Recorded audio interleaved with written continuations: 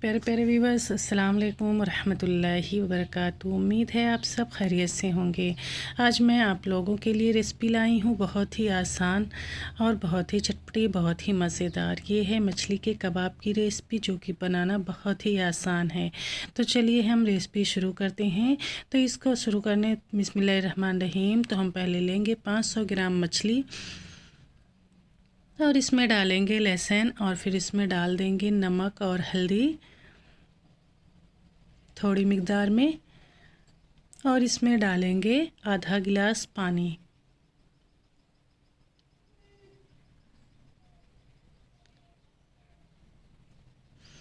तो अब मैं गैस को ऑन कर दी हूँ और इस पे रख दी हूँ कढ़ाई, और इसको ढक्कन से ढक देंगे और इसको पकने के लिए छोड़ देंगे। तो 5 मिनट के बाद ये कुछ इस तरह से हो गया है। इसका पानी और ज़्यादा हो गया है, मछली में से पानी भी निकल आया है। इस पॉइंट पे हम इस मछली को पलट देंगे, सारी मछलियां हम पलट देंगे।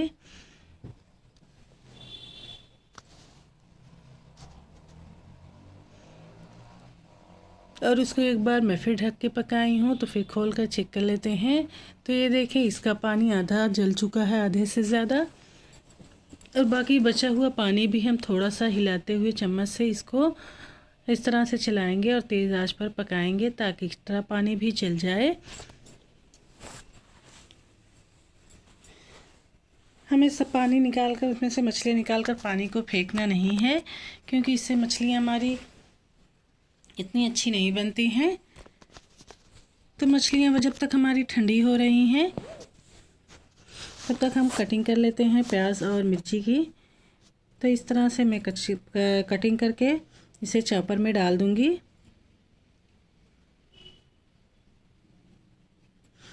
क्योंकि प्याज हमें बारीक चाहिए।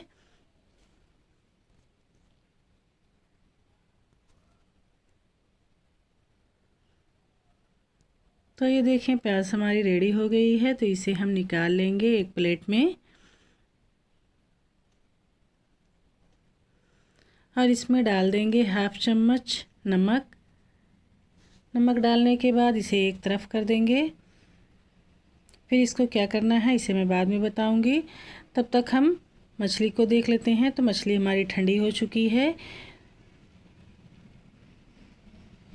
ये देखें, इस तरह से हम पीस को लेंगे और ऊपर से इसके छिलके को हटा देंगे। वैसे अगर आप ना हटाना चाहें तो भी कोई मुश्किल नहीं,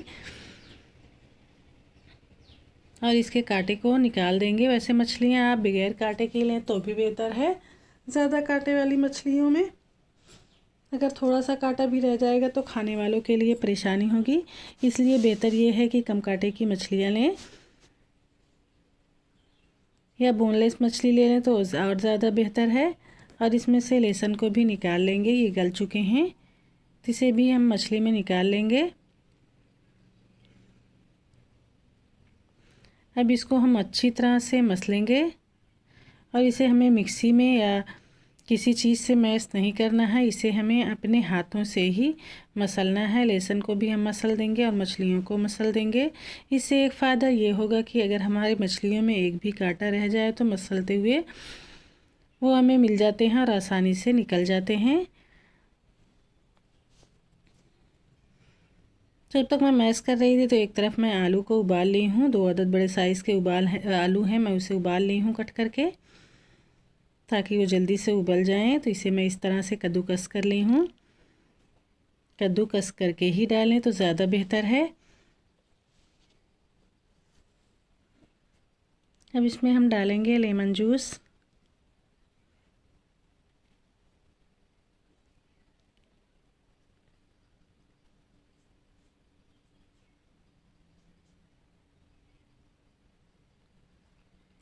और प्याज को भी जो कटी हुई चॉप की हुई थी इसे भी हम डाल देंगे, और एक्स्ट्रा पानी इसका निकाल देंगे।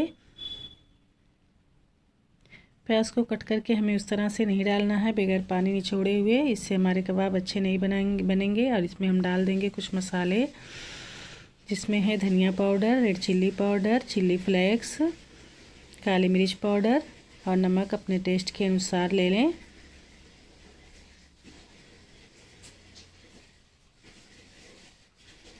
और ये 2 बड़े चम्मच कॉर्नफ्लोर,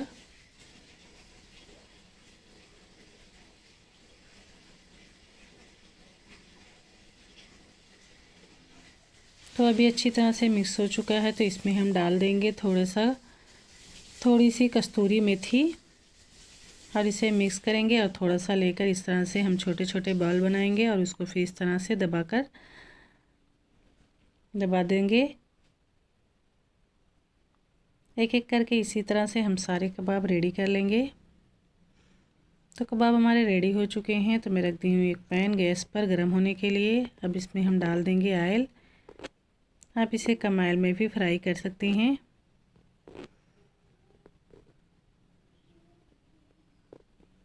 तो अब ऑयल गर्म हो चुका है, तो इसमें हम कबाब को डाल देंगे और आँच को अपनी मीडियम ही रखेंगे, हमें ज़्यादा तेज़ पर नहीं बनाना है।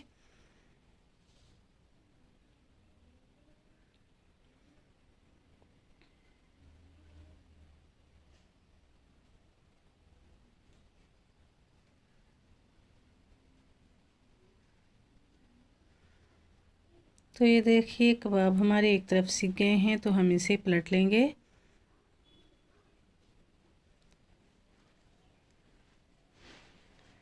देखिए माशाल्लाह से कितने अच्छे बने हैं, ये टूट भी नहीं रहे हैं, ये बहुत अच्छे बनकर रेडी होते हैं।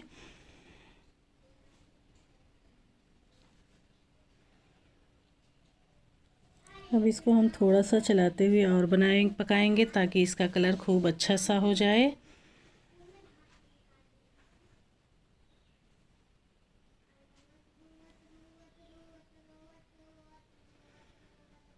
तो अब ये हो चुके हैं, तो इसे हम निकाल लेंगे और जिसका कलर थोड़ा हल्का लगे उसे और थोड़ा सा उसका कलर चेंज कर लें, चेंज होने तक पका लें और फिर निकालें।